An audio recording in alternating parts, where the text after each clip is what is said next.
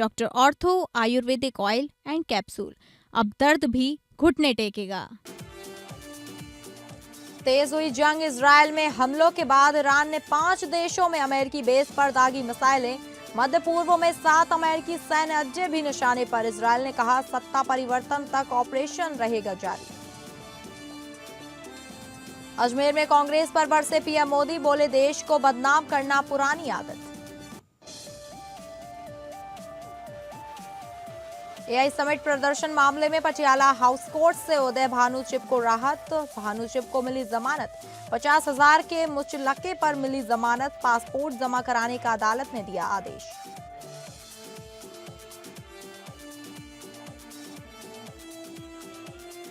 नमस्कार, आप सभी का स्वागत है और मैं हूं आपके साथ अंकिता सिंह। बुलेटिन की शुरुआत करते हैं। मध्य पूर्व से सबसे बड़ी खबर सामने आ रही है। ईरान ने क्षेत्र में मौजूद अमेरिकी सैन्य ठिकानों पर बैलिस्टिक मिसाइलों से ताबड़तोड़ हमला किया है। ताजा जानकारी के मुताबिक बहरीन, कुवैत, कतर, संयुक्त अरब अमीरात और सऊदी अरब में स्थित अमेरिकी ठिकानों को निशाना बनाया गया है। हमलों के बाद पूरे इलाके में हड़कंप की स्थिति है और कई देशों ने अपने एयरबेस अलर्ट पर रख दिए हैं। बताया जा रहा है कि बहरीन में अमेरिकी नौसेना के 5th फ्लीट मुख्यालय को निशाना बनाया गया है। मिसाइल दागी गई है। राजधानी मनामा में धमाकों की आवाज सुनाई गई है। वहीं कतर की राजधानी दोहा में भी विस्फोटों की खबर है और वहां स्थित एयरबेस को एहतियातन बंद कर दिया गया है। संयुक्त अरब अमीरात के अल धफ्रा एयरबेस और कुवैत में मौजूद अमेरिकी आर्मी बेस पर भी हमले की सूचना है। ईरान ने इसे इजरायल के बाद अमेरिकी के खिलाफ जवाबी कार्रवाई बताया है, जिससे क्षेत्र में युद्ध जैसे हालात बन गए हैं। अगर इजरायल को भी इस तनाव में शामिल माना जाए तो हालिया घटनाक्रम ने कई देशों को सीधे टकराव की स्थिति में ला खड़ा कर दिया है। फिलहाल नुकसान और हताहतों को लेकर आधिकारिक जानकारी का इंतजार है, लेकिन मध्य पूर्व में हालात बेहद तनावपूर्ण बने हुए हैं।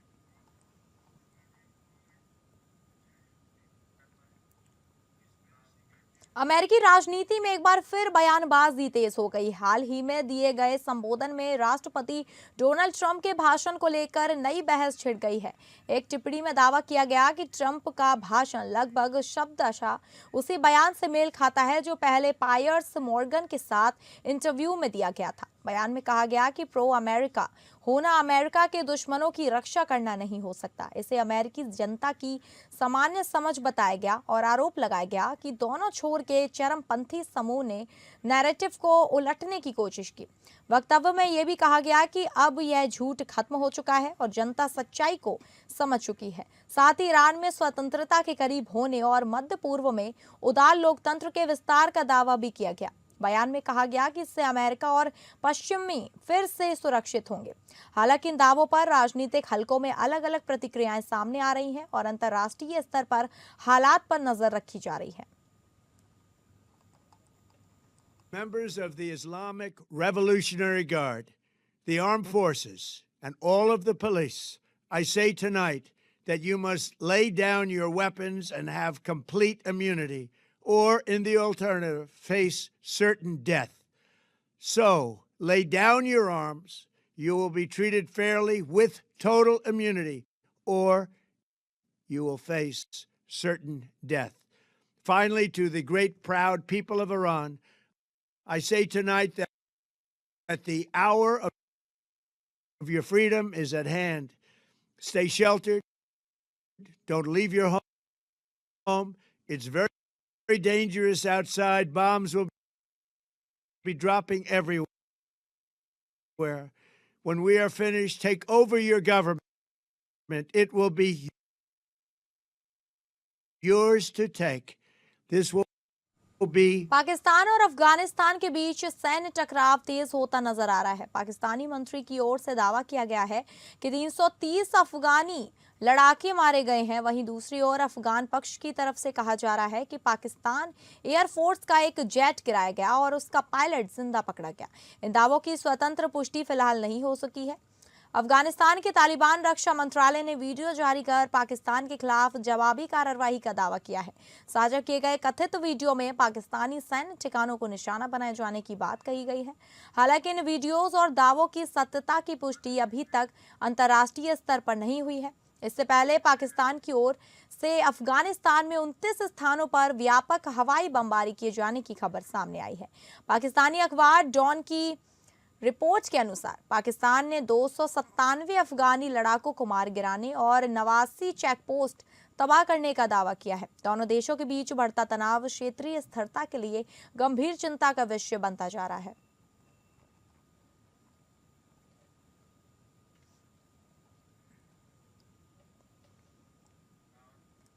अजमेर में प्रधानमंत्री नरेंद्र मोदी ने कांग्रेस पर देश को बदनाम करने का आरोप लगाया।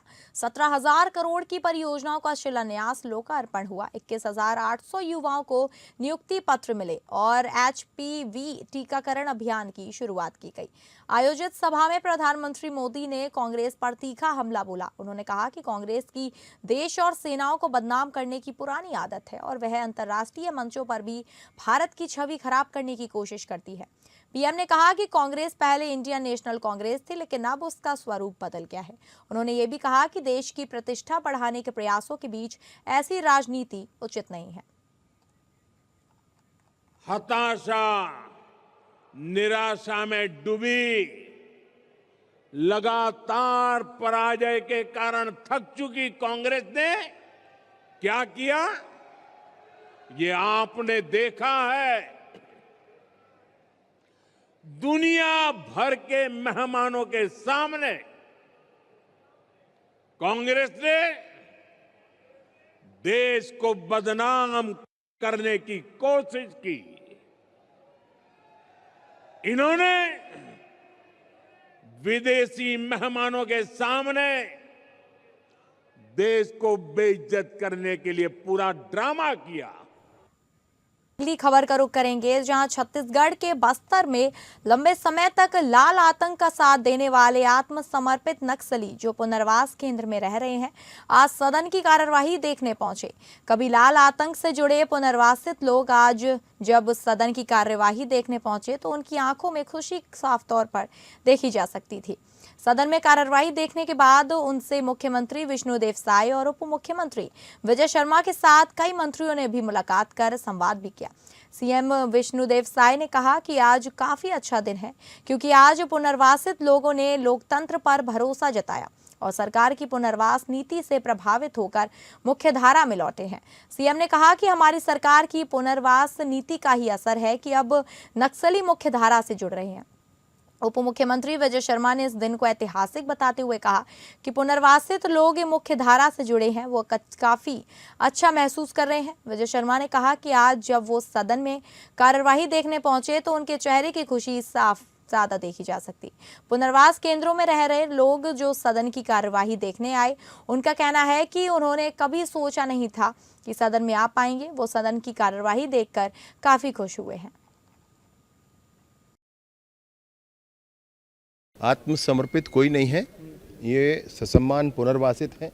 इन्होंने पुनर्वास किया है, मुख्य मार्ग को चुना है, भारत के संविधान को चुना है और लोकतांत्रिक प्रक्रियाओं को चुना है। चुन करके अब साथ हैं और इसलिए जो आपने शब्द कहा वैसा कोई नहीं है, ये पुनर्वासित लोग हैं सारे। बहुत ऐतिहासिक दिन मैंने इसलिए कहा क्योंकि लोकतांत्रिक प्रक्रियाओं के साथ जुड़ने के लिए आज सब हमारे साथ यहाँ एक साथ रायपुर में विधानसभा देखने आए हैं और ये वाकई बड़ा महत्वपूर्ण दिन है जब माओवादी संगठनों से जुड़ करके भारत के संविधान को न मानने का विषय था, बाद में पुनर्वास करते हुए भारत के संविधान को मानते हुए, बाबा साहब के लिखे हुए संविधान को मानते हुए और लोकतांत्रिक प्रक्रिया में जुड़ने की जो कवायद थी, मैं सोचता हूँ कि आज से वो और फलीभूत होगी और आगे बढ़ेगी। उत्तराखंड विधानसभा का बजट सत्र गैरसैंण के भराड़ीसैंण विधानसभा में 9 मार्च से 13 मार्च तक के लिए आहूत किया गया है। इस साल का बजट बेहद खास रहेगा क्योंकि 2027 में विधानसभा का चुनाव होना है। चुनावी वर्ष में इस बजट में महिलाओं, किसानों, युवाओं सहित आमजन के लिए विशेष फोकस गया है। प्रदेश के संसदीय कार्य मंत्री सुबोध उनियाल ने आगामी बजट सत्र को लेकर कहा कि गैरसैंण में बजट सत्र जन भावनाओं के अनुरूप किया जा रहा है। उन्होंने कहा कि इस बार पहली बार ऐसा होगा जब राज्यपाल के अभिभाषण वाले दिन यानी कि 9 मार्च 2026-27 का बजट सदन के पटल पर रखा जाएगा। आपको बता दें कि आमतौर पर राज्यपाल के अभिभाषण के बाद धन्यवाद प्रस्ताव पर चर्चा होती है और उनके दूसरे या तीसरे दिन सदन के पटल पर बजट रखा जाता है, लेकिन इस बार राज्यपाल के अभिभाषण वाले दिन ही शाम को सदन के पटल पर बजट पेश किया जाएगा। सत्र को लेकर के मैं अभी विधानसभा अध्यक्ष जी से विस्तृत वार्ता की गई है। सत्र को सुचारू रूप से चलाने को लेकर के जो निश्चित रूप से बजट सत्र जो कि पहली बार इस बार गैरसैंण में बजट सत्र का लाया जा रहा है और ये जन भावना का सम्मान भी है और जन भावना के सम्मान के साथ साथ ये चुनावी वर्ष होने के कारण इस बजट में गरीब, युवा, महिला और किसानों पर को समर्पित ये बजट होगा, जिसमें राज्य के नौजवानों को किस तरह उद्यमी के रूप में, महिलाओं को किस तरह उद्यमी के रूप में स्थापित किया जा सके और किसान को समृद्ध करते हुए गरीबी उन्मूलन के कार्यक्रमों पर किस तरह ज्यादा फोकस किया जाए। मुख्यमंत्री पुष्कर सिंह धामी ने धार्मिक, पर्यटन, ग्रामीण सशक्तिकरण और आधारभूत ढांचे के विस्तार को प्राथमिकता देते हुए वित्तीय स्वीकृतियां प्रदान की हैं। सीएम ने मां नंदा राजजात की तैयारियों, त्रिस्तरीय पंचायती राज संस्थाओं को वित्तीय हस्तांतरण तथा विभिन्न विकास योजनाओं के लिए कुल लगभग 12,6.83 करोड़ की धनराशि स्वीकृत की है। इससे पर्वतीय क्षेत्रों में अवस्थापना सुविधाओं के विकास के साथ ही ग्रामीण और शहरी क्षेत्रों में निर्माण कार्य को गति मिलेगी। मुख्यमंत्री पुष्कर सिंह धामी ने मां नंदा राजजात मार्गों पर अवस्थापना सुविधाओं के विकास को 3.08 करोड़ रुपए स्वीकृत किए हैं। इससे चमोली जिले के थराली, कर्णप्रयाग, देवाल और नारायण बगड़ विकास खंडों में पार्किंग स्थलों एवं विश्राम गृहों का निर्माण किया जाएगा। वहीं सीएम ने 15वें वित्त आयोग की संतुतियों के अंतर्गत प्रथम किश्त के रूप में त्रिस्तरीय पंचायती राज संस्थाओं को कुल 89 करोड़ रुपए हस्तांतरित करने की स्वीकृति की। इसमें जिला पंचायतों को 13 करोड़, क्षेत्र पंचायतों को 9 करोड़ तथा ग्राम पंचायतों को 66 करोड़ रुपए प्रदान किए जाएंगे। इसके अलावा विभिन्न विकास योजनाओं के लिए कुल 34 करोड़ रुपए की वित्तीय स्वीकृति दी गई।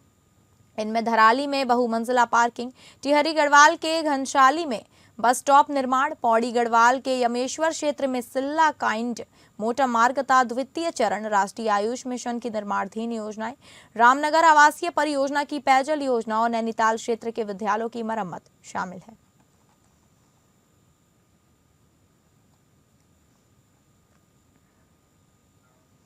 भारतीय क्रिकेट टीम के पूर्व कप्तान MS धोनी को झारखंड हाउसिंग बोर्ड ने आवासीय भूखंड के कथित दुरुपयोग को लेकर नोटिस जारी किया है। जांच में आरोप सही पाए जाने पर भूखंड आवंटन रद्द किया जा सकता है। झारखंड राज्य आवास बोर्ड ने पूर्व भारतीय क्रिकेट कप्तान महेंद्र सिंह धोनी को रांची स्थित उनके एक आवासीय भूखंड के कथित दुरुपयोग के मामले में नोटिस भेजा है। एक अधिकारी ने शुक्रवार को इसकी पुष्टि की। नोटिस में कहा गया कि विश्व कप विजेता कप्तान को आवंटित यह भूखंड केवल आवासीय उपयोग के लिए दिया गया था, लेकिन अधिकारियों का दावा है कि संपत्ति का उपयोग व्यावसायिक गतिविधियों के लिए किया जा रहा है, जो आवंटन की शर्तों का उल्लंघन है। झारखंड हाउसिंग बोर्ड के अध्यक्ष संजय लाल पासवान ने फोन पर आज तक को बताया कि बोर्ड ने यह जमीन कई लोगों को आवासीय उद्देश्य से आवंटित की थी। हालांकि जब यह रिपोर्ट मिली कि जमीन का उपयोग व्यावसायिक गतिविधियों के लिए किया जा रहा है, तो धोनी सहित कई अधिकारियों, दर्जनों अन्य लोगों को भी नोटिस जारी कर यह पूछा गया कि आवासीय भूखंड का उपयोग वाणिज्यिक रूप से क्यों किया जा रहा है। वहीं अधिकारी ने यह भी कहा कि यदि नोटिस का पालन नहीं किया गया तो या संतोषजनक का जवाब नहीं दिया गया तो बोर्ड भूखंड का आवंटन रद्द करने की प्रक्रिया शुरू कर सकता है। यह कार्यवाही निर्धारित नियमों और आवासीय भूमि उपयोग से जुड़े प्रावधानों के अनुसार की जाएगी। राष्ट्रीय राजधानी नई दिल्ली के भारत मंडपम में आयोजित AI समिट के दौरान हुए प्रदर्शन से जुड़े मामले में बड़ी अपडेट सामने आई है। इंडियन यूथ कांग्रेस के राष्ट्रीय अध्यक्ष उदय भानु शिव को पटियाला हाउस कोर्ट से जमानत मिल गई है। इससे पहले 4 दिन की पुलिस हिरासत समाप्त होने के बाद उन्हें अदालत में पेश किया गया था। दिल्ली पुलिस ने चिव को AI समिट में हुए प्रदर्शन का मास्टरमाइंड बताया था। मामले को लेकर अदालत में दोनों पक्षों की दलीलें सुनी गई। अदालत ने उदय भानु चिव को 50,000 रुपए के मुचलके पर जमानत प्रदान की। इसके साथ ही उन्हें अपना पासपोर्ट जमा कराने के निर्देश भी दिए गए। इस फैसले के बाद राजनीतिक हलकों में हलचल भी तेज हो गई और मामले पर आगे की कानूनी प्रक्रिया पर सबकी नजर बनी हुई है।